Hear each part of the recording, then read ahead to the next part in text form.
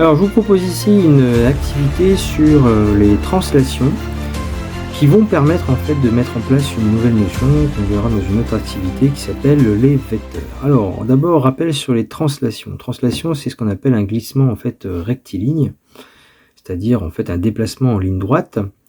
Donc on imagine un bateau ici que j'ai appelé numéro 1 et qui se déplace le long de la droite D ici, donc c'est bien un déplacement rectiligne. Et on demandait de dessiner le bateau lorsque le point A arrive sur le point A', donc c'est le point A qui représente le point ici du premier bateau, quand le premier bateau se déplace, enfin du bateau de départ, pardon.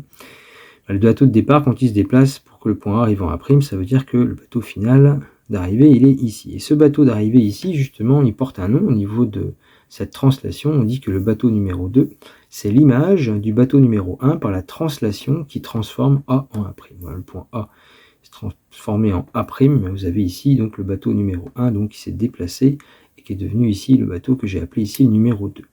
En deuxième question, on demande alors quelle est l'image du point B par la translation qui transforme A en A'. Alors le point B, je l'ai passé tout en haut du mât, donc le point B', vous allez le placer où? Je pense que vous allez le placer ici. Voilà le point B'. Alors maintenant qu'on a trouvé le point B', on va relier A et A' par une flèche qui donne justement cette sensation de translation et donc de déplacement rectiligne.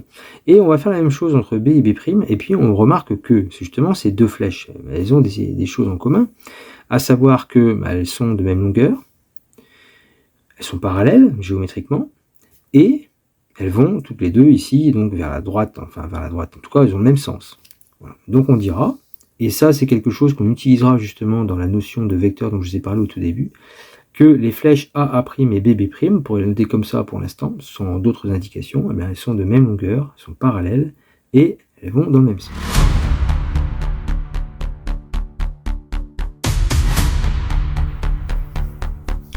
Donc sur ces translations, eh bien, je vous présente un exercice d'application où on va vous demander de donner les images de certains points par la translation, par exemple, qui transforme A en B, représentée justement par la flèche ici, qui va de A vers B.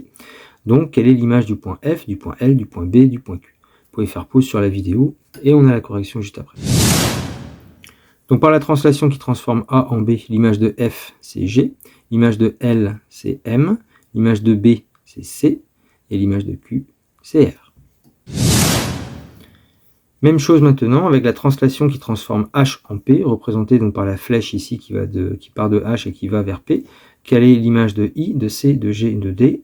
On regarde la figure et on le fait en direct. Alors l'image du point I, ça sera Q. L'image de C sera K. L'image de G, il est où le point G? G ici, O. Et l'image de D, ça sera le point L. L'image de D ici, c'est le point L.